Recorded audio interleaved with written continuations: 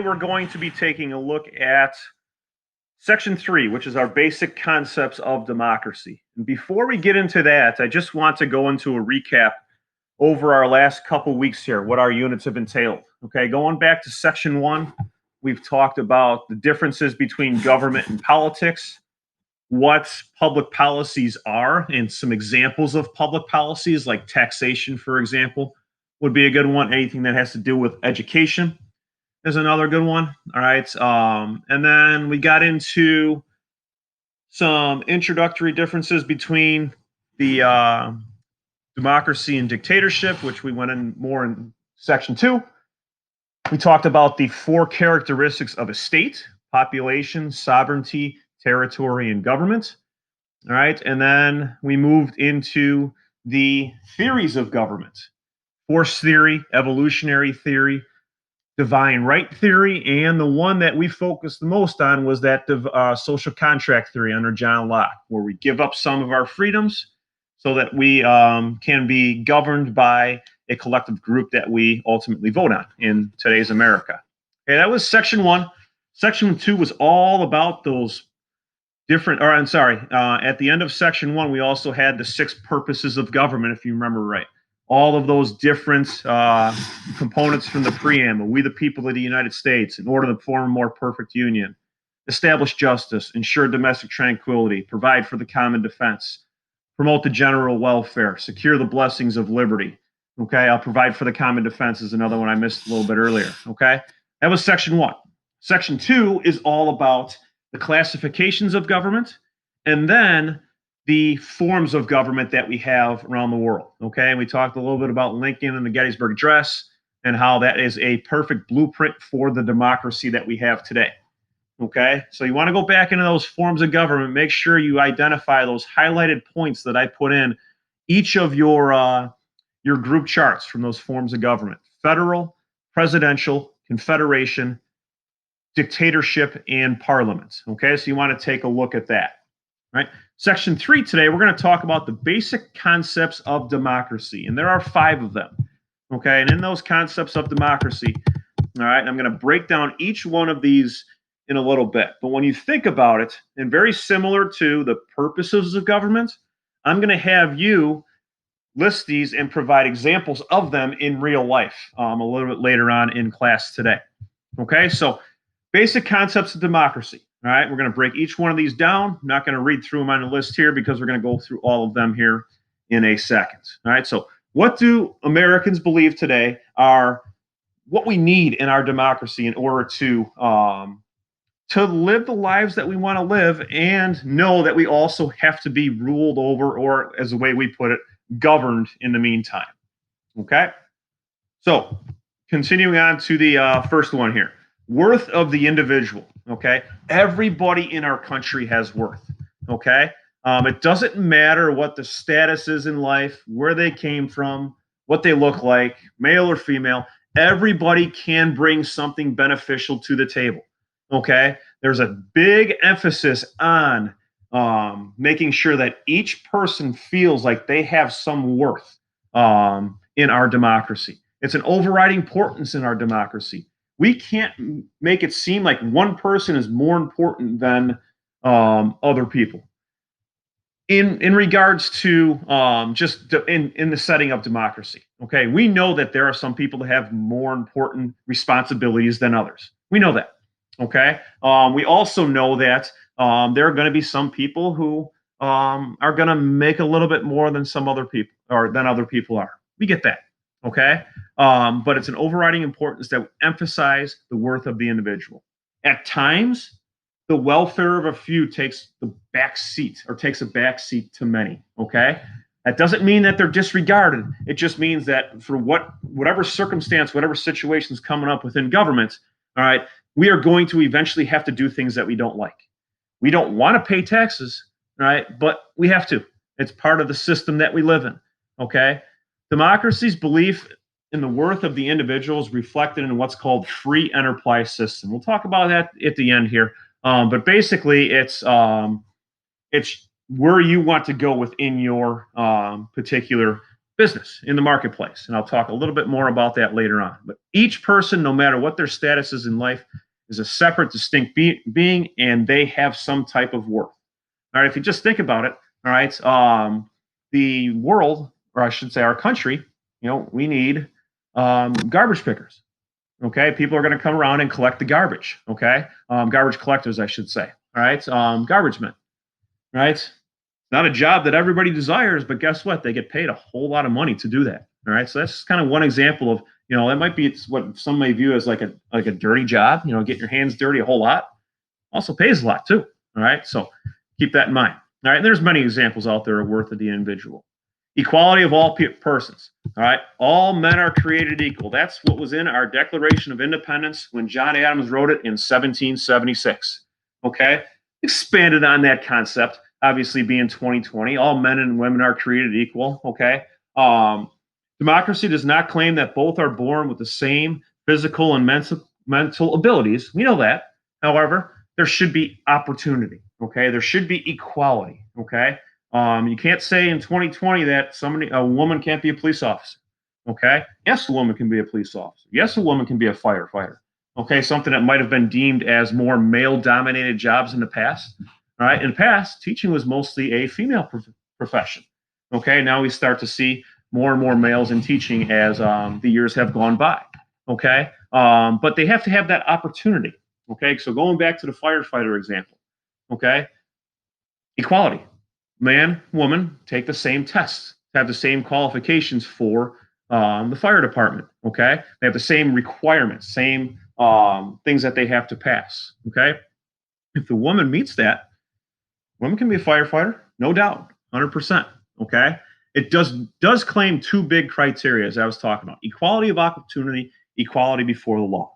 Okay, if an employer says, "Oh no, you can't apply for this job because you're female," or because you're male, or because you're this, or because you're that, that's not equality of opportunity. All right. And you're going to see some legal action take place if that were to happen in 2020 America. Inequality over the law or before the law. Nobody is above the law. Okay. No person can be held back because of race, color, religion, gender, you name it. Okay. In society today, we have a big push for equality. All right. We're starting to see it a whole lot. We have been seeing it for a long period of time. All right. You have the right to develop yourself freely under the law at all times. Okay. And if that right is taken away from you or hinders you in some extent, okay, then you have issues. You have legal issues when all that is ultimately said and done.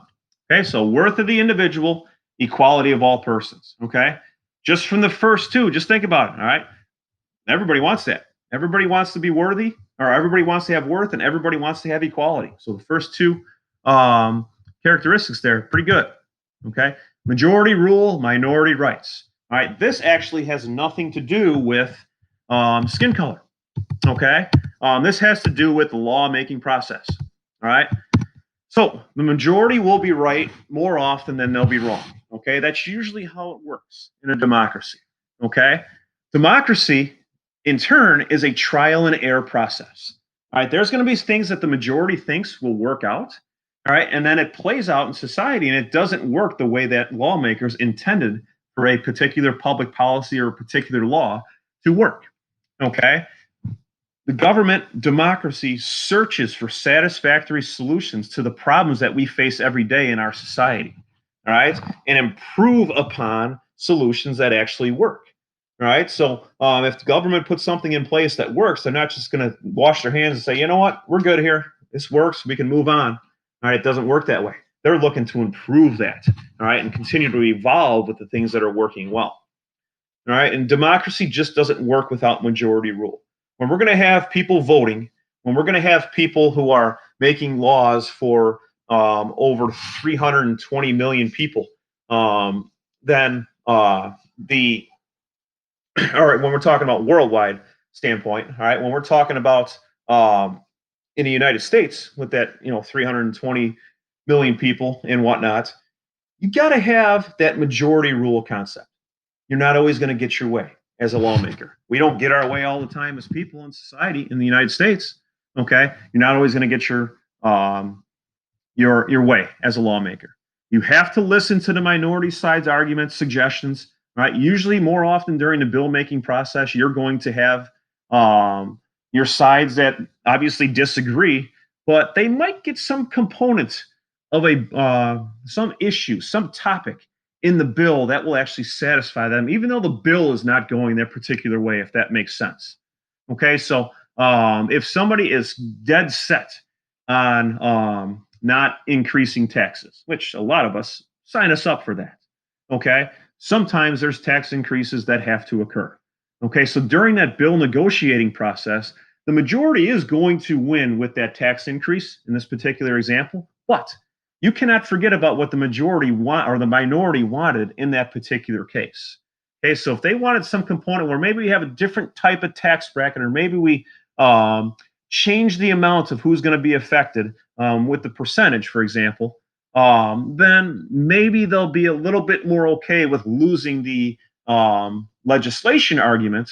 All right, and then the bill gets ultimately passed. Okay, so majority rule, minority rights, majority will always win in a democracy, in our lawmaking process. But that doesn't mean we don't keep our ear to the people who did not want this particular bill being passed. Okay. Necessity to compromise, another huge component in our government today. All right. It's essential for two reasons. All right. In democracy, one, it does put the individual first. Equality. Okay. We've been talking about it again here. Equality to all others. Okay. Worth of the individual. All right. And then few public questions usually only have two sides. All right. There's a whole lot more perspectives. There's a whole lot more side taking within the public. Okay. Just think about some daily, or I wouldn't say daily, but some arguments you have where you start out and you're kind of set on one way, and then you start hearing different perspectives, and you might change your opinion a little bit, or you might say, well, I still think my opinion is right, or I still think my idea will work. But you know what? I have changed a little bit in some areas of my opinion. I've modified it a little bit, okay, to include something that maybe I didn't see before. All right. When you start hearing all these different perspectives, all right, then you start to evolve more. All right. In government, bills evolve more when you start to hear all these different sides that are in place. Okay. So you start talking about, equality, majority rule, minority rights. All of that starts to fit in when you start to compromise. Okay. Compromise has to occur in democracy. If we don't compromise in government, in a republic like we have, okay, where we vote on our officials to go and make laws for us from a federal government perspective in Washington D.C., then you don't get anything done. You don't get any bills passed.